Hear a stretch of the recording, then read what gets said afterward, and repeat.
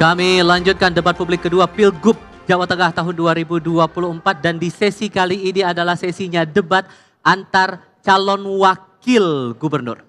Ya, porsi akan lebih banyak diberikan kepada calon wakil gubernur, namun jika masih ada sisa waktu maka masing-masing pasangan calon gubernur dipersilahkan untuk memberikan tambahan maupun tanggapan. Aturan mainnya masih sama Bapak-Bapak, yang pertama akan diberikan waktu 1 menit untuk memberikan pertanyaan, harap dimanfaatkan bagi Cawagup, kemudian akan dijawab oleh Cawagup dalam waktu 3 menit.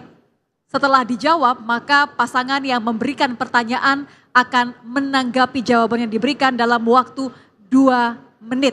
Setelahnya, di akhir putaran akan diberikan kembali kesempatan untuk merespon tanggapan dengan durasi yang sama 2 menit. Dipahami aturannya masih sama. Kami mohon juga untuk tetap para pendukung memberikan atau membantu suasana agar tetap kondusif dan tidak memprovokasi. Terlebih agar para pasangan calon bisa mendengar dengan jelas setiap arahan yang kami berikan dalam sesi kali ini. Untuk sesi kali ini, untuk putaran pertama kami berikan kesempatan untuk calon wakil gubernur dari nomor urut 2 yang akan memberikan pertanyaan ke calon wakil gubernur nomor urut 1. Waktu Anda 1 menit, dimulai sejak Anda berbicara. Mas Andi, bicara tentang ekonomi, kita tahu bahwa Jawa Tengah adalah lumbung pangan, termasuk lumbung daging. Kita tahu bahwa banyak fasilitas pendukung usaha peternakan seperti keberadaan rumah pemotongan hewan yang jumlahnya mengalami peningkatan di mana terdapat 135.000 rumah pemotongan hewan. Kita juga tahu pada saat ini pemerintah telah memiliki master plan ekonomi syariah yang salah satunya berkaitan dengan pengembangan industri halal atau rumah muslim. Bagaimana program saudara untuk mengatasi tantangan tersebut? Masih ada waktu? Mau ditambahkan atau sudah cukup? Kita hentikan waktunya dan kami berikan kesempatan untuk calon wakil gubernur nomor urut 1 memberikan jawaban. Waktu Anda 3 menit, dimulai sejak Anda berbicara. Yang pertama, pasti kita akan mendukung program pemerintah, apapun di Provinsi Jawa Tengah. Yang kedua, kita tahu jumlah umat muslim di Indonesia sangat banyak, terlebih di Jawa Tengah.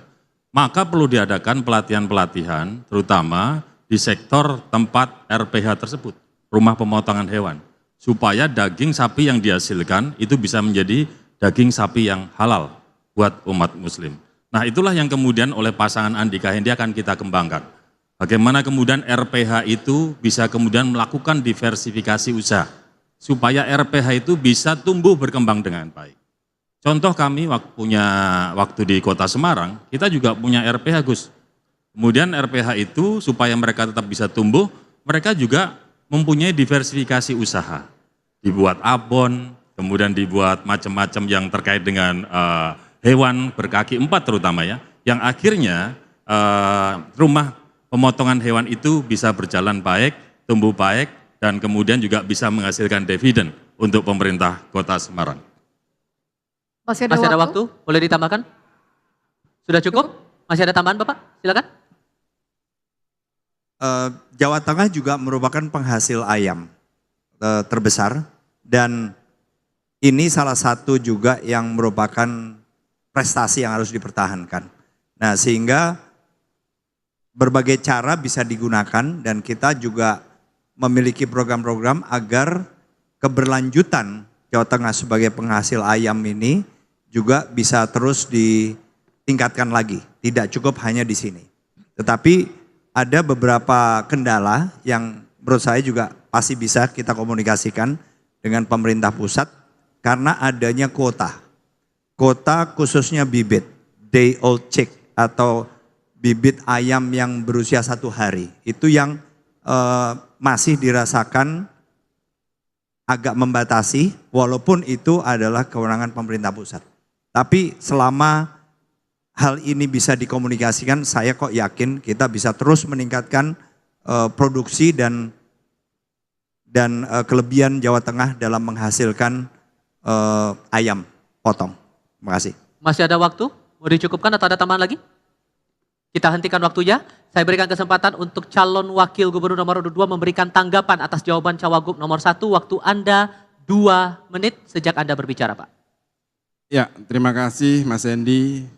Saya tahu bahwa di Kota Semarang memiliki RPH, akan tetapi memang di sini masih belum bersertifikat halal. Maka memang di sinilah kami ingin mengandalkan bahwa Provinsi Jawa Tengah tadi yang saya sampaikan bahwa kita mendukung untuk ekonomi syariah.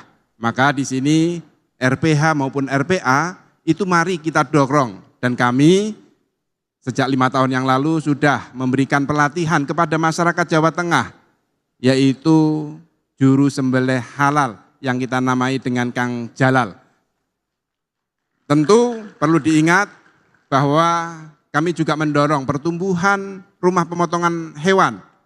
Kami tidak hanya halalnya saja, akan tetapi sejak pandemi COVID-19 masyarakat butuh makanan yang higienis.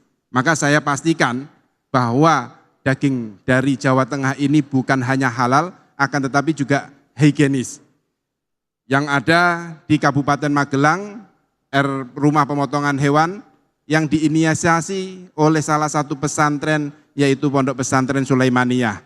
Dan perlu diketahui, pemotongan ayam yang ada di Jawa Tengah juga terbaik, bukan hanya di Jawa Tengah, akan tetapi juga di Indonesia yang tanpa stain, sehingga daging itu akan lebih thayyib atau higienis. Mungkin ini terima kasih, dan kami akan dorong juga pemerintah Provinsi Jawa Tengah untuk menyusun peraturan tentang ekonomi syariah yang mengatur diantaranya tentang kelembagaan dan sistem keuangan. Terima kasih. Masih ada waktu? Oh, ada tambahan atau cukup? Oke, kita hentikan waktunya. Saya berikan kesempatan untuk, saya berikan kesempatan untuk Cawagup nomor urut 1 memberikan respons atas tanggapan dari Cawagup nomor 2. Waktu Anda sama 2 menit sejak Anda berbicara, Pak.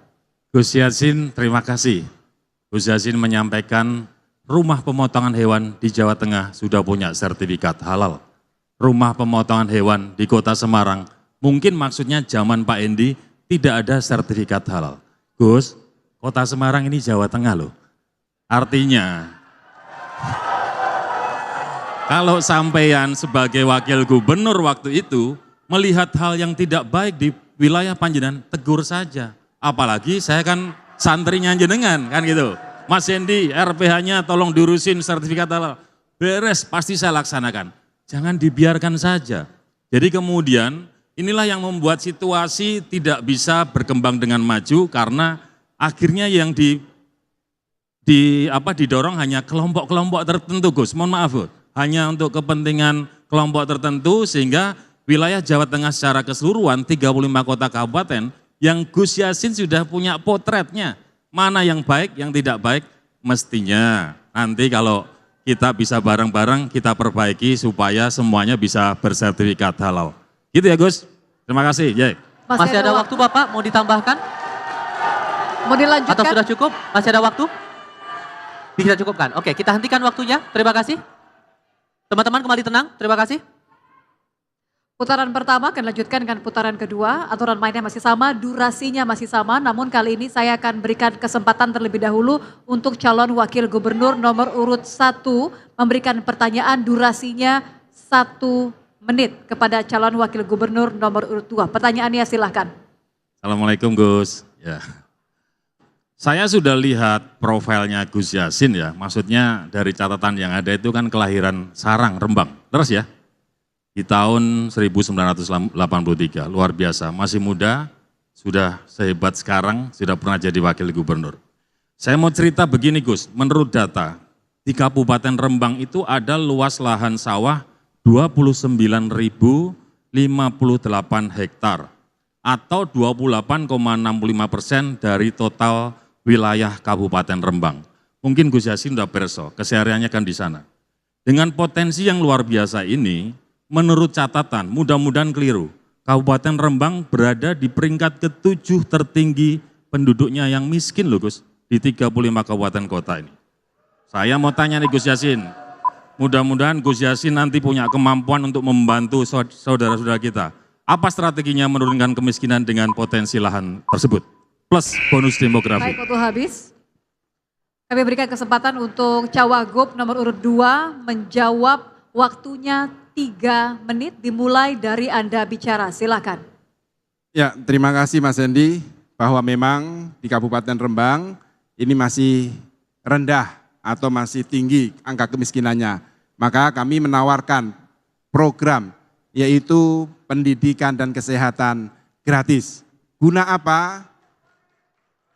Masyarakat Rembang akan memiliki pendidikan yang lebih baik lagi, sehingga mereka juga akan mendapatkan pekerjaan yang baik.